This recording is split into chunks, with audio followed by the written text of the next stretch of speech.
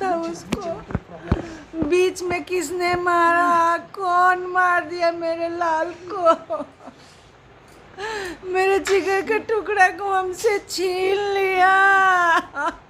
ওনার বাবা নিজেরই এমনিতেই শরীর খারাপ এবং এই অবস্থায় ওনারাও যথেষ্ট ভেঙে পড়েছেন।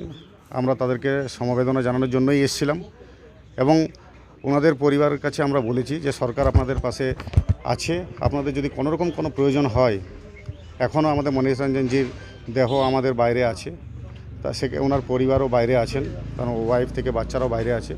সেক্ষেত্রে যদি কোনোরকম কোনো সহযোগিতার প্রয়োজন হয়, আমরা সবসময় তাদের সহযোগিতা করার ব্যাপার আমরা বলেছি এবং ওনারা যেভাবে ভেঙে পড়েছেন আমরা সব রকমভাবে তাদের পাশে আছি।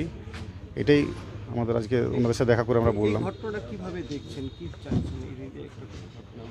দেখুন, পর্যটকরা কাশ্মীরে বেড়াতে গেছেন এবং বিগত দিনও আমরা দেখেছি এই ধরনের ঘটনা, জঙ্গি হানা থেকে শুরু করে এই ধরনের ঘটনা বারে বারে ঘটছে এবং দেশের আভ্যন্তরীণ নিরাপত্তার ক্ষেত্রে এবং সেই সঙ্গে যাতে এই ধরনের নৃশংস ঘটনা বারে বারে ঘটে চলেছে, এই ধরনের ঘটনা যাতে না ঘটে, মানুষ যাতে নিশ্চিন্তে সারা ভারতবর্ষ ঘুরে বেড়াতে পারেন, তার সুব্যবস্থা যাতে থাকে, নিরাপত্তা যাতে থাকে, মানুষ নির্বিঘ্নে যাতে দেশে ঘুরে বেড়াতে পারে, সেই ব্যাপারে আরও বেশি সচেতন হওয়া প্রয়োজন আছে এবং যারাই দোষী তার কঠোরতম শাস্তির দাবি জানাচ্ছি।